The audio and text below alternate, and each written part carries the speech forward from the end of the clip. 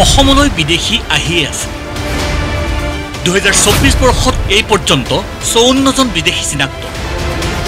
বিদেশী চিনাক্তকৰণৰ প্ৰক্ৰিয়া ত্বৰান্বিত কৰিবলৈ সাজু অসম চৰকাৰ বহুকেইটা গুৰুত্বপূৰ্ণ সিদ্ধান্ত ৰাজহুৱা কৰিলে মুখ্যমন্ত্ৰী প্ৰথম সিদ্ধান্ত সাময়িকভাৱে বন্ধ হৈ থকা আধাৰ কাৰ্ড জাৰি হ'ব অচিৰি কিন্তু এনআৰচিত আবেদন নকৰা সকলে নাপাব আধাৰ কাৰ্ড কাৰণ অসমৰ কেইবাখনো জিলাত জনসংখ্যাতকৈ আধাৰ কাৰ্ডধাৰীৰ সংখ্যা অধিক যোৱা দুটা মাহত আমি দেখিছো যে বাংলাদেশৰ পৰা কম কৰিয়ে হওক মাহত 20 জন 30 জন 25 জন অনুপ্ৰৱেশকাৰীক আমি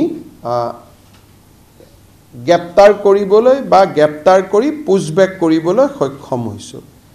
ইয়ে প্ৰমাণ কৰে যে কৰবাত নহয় কৰবাত অনুপ্ৰৱেশকাৰী কম সংখ্যক হলেও আহি আছে সেই কাৰণে আমি অসম গভৰ্ণমেণ্টৰ ফালৰ পৰা বিদেশী নাগৰিক চিনাক্তকৰণৰ যেটো প্ৰক্ৰিয়া তাক আজি আমি ইনটেনসিফাই কৰিবৰ বাবে এটা আমি নিৰ্দেশ দিছো আধাৰক লৈ নতুন এটা সমস্যা হৈছে যে অসমৰ বহু কেইখন জিলাত ধুবুৰী গোৱালপাৰা আদিত জনসংখ্যাতকৈ বেছি আধাৰ কাৰ্ড ইস্যু হৈছে धुबुरी में कितना हुआ 105% ग्वालपारा और कहाँ हाँ तो जनसंख्यात करी आधार बेसी उलाई गई तार माने कोने आधार लैसे जे डेफिनेटली करबात নহয় करबात सन्देहयुक्त लोकेও आधार लब सक्षम হৈছে অসম চৰকাৰে অহা 10 দিনৰ ভিতৰত এটা আমি নোটিফিকেশন ইস্যু কৰিম যে যদি আপুনি অৰিজিনালি এনআৰসিত আবেদন কৰা নাছিল তেতিয়াহলে আপুনি অসমত আধাৰ নাপাব নাম থাকা আৰু নাথাকা পিছৰ কথা কিন্তু অন্তত আবেদনকাৰী হ'ব লাগিব তাৰমানে 14ত এনআৰসিৰ কাৰণে আমি আবেদন কৰিছিলো আমাৰ নাম থাকা নাথাকা ই এটা দ্বিতীয় বিতৰ্ক কিন্তু সেই সময়ত যদি আমি এনআৰসি আবেদনেই কৰা নাছিলো নিজৰ নামটো খুমুৱাবৰ কাৰণে তাৰমানে আমি অসমত নাছিলুই বুজি পাইছা কথাখিনি মোৰ আবেদনখন গ্ৰাহ্য হ'ব অগ্ৰাহ্য হ'ব দ্বিতীয় কথা কিন্তু মই আবেদনেই কৰা নাছিলো তাৰমানে মই 2014 চনৰ পিছত অসমত আমি প্ৰৱেশ কৰিছো ই এটা प्राइमा फेसी धारणा लब परा जाए चाह बागिचात आमी किछु आधार দিব बाकी আছে সেই কাৰণে চাহ বাগিচাৰ লোকৰ কাৰণে এতিয়া আমাৰ এইটো নিৰ্দেশ প্ৰযোজ্য নহব কিন্তু বাকি জিলা সমূহত প্ৰাপ্তবয়স্ক লোকৰ কাৰণে আমি আধাৰ পোৱাটো অলপ কঠিন আৰু আমি টান কৰিবৰ কাৰণে গৈ আছো বিপ্লৱখনৰ প্ৰতিবেদন কাৰ্যকৰীকৰণক লৈ মুখ্যমন্ত্ৰীৰ বিশেষ ঘোষণা 67টা পৰামৰ্শৰ 52টা কাৰ্যকৰীকৰণ আৰম্ভ হ'ব অচিৰেই 67 সৰ্বমুঠ ৰিকমেন্ডেশন আছে 52টা ৰিকমেন্ডেশন মই 5টা প্ৰচিডুৰেল ৰিকমেন্ডেশনৰ কথা বাদ দিছো 52টা ৰিকমেন্ডেশন ৰাজ্য চৰকাৰৰ অধিকাৰ ক্ষেত্ৰৰ ভিতৰত আৰু ৰাজ্য চৰকাৰে তাক আমি ৰূপায়ণ কৰিব পাৰো ৰাজ্য চৰকাৰে অহা 3-4 মাহ আমি प्रति माह प्रति सप्ताहत छात्र सन्थार लगत बही बहाग बिहुर आगते ए 52टा रिकमेंडेशन आमी इम्प्लिमेंटेशन पर्यायলৈকে আমি লৈ যাব খুজিছো এটি আপোনালোকে মোক প্ৰশ্ন কৰিব যে কোন কেটা ৰিকমেন্ডেশন আপোনালোকে পঢ়া নাই প্ৰথম ৰিকমেন্ডেশন যেটো আমাৰ পৰ্যায়ত নহব হেতু হল 80% বিধানসভা লোকসভা আৰু পঞ্চায়তত অসমীয়া লোকৰ বাবে আসন সংৰক্ষণ ইয়াত দুটা অসুবিধা আছে এটা হল যে বৰাক উপত্যকা আৰু 6 শিডিউলৰ ৰাইজে এই ক্ষেত্ৰত কেনেদৰে মত পোষণ কৰে অহা কেইটামান দিনত আমি তেখেতসকলৰ লগতো কথা পাতি ভাৰত চৰকাৰৰ লগত আমি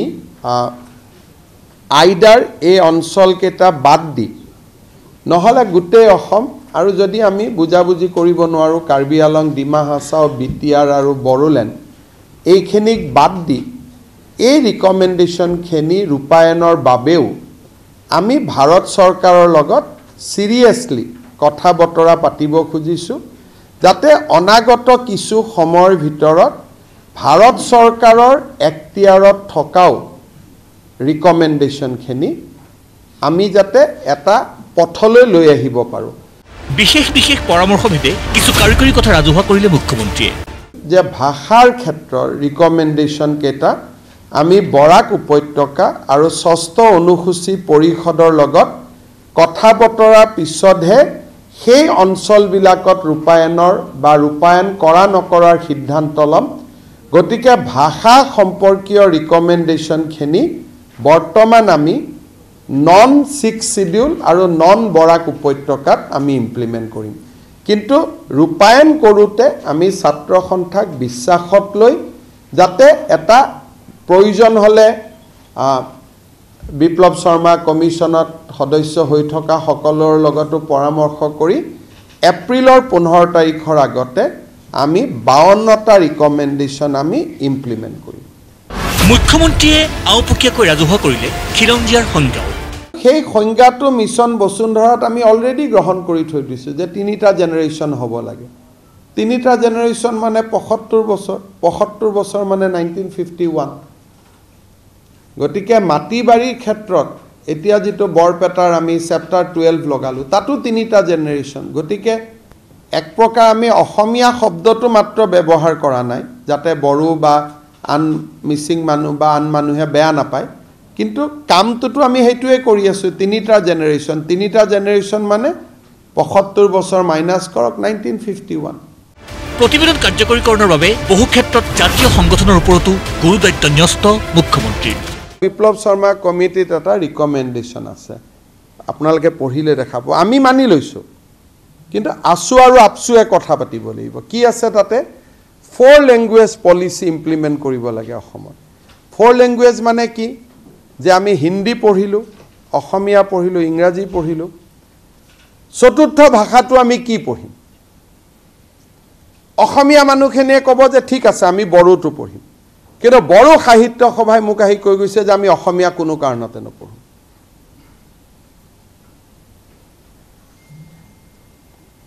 একজেক্ট অনুযায়ী এতিয়া যদি আপুনি 4 লেংগুৱেজ বিপ্লৱ শৰ্মা কমিটিলৈকে যায় তেতিয়াহ'লে আকৌ আমাৰ ভিতৰতে সংঘাত হ'ব গতিকে আমি কি কৰিব লাগিব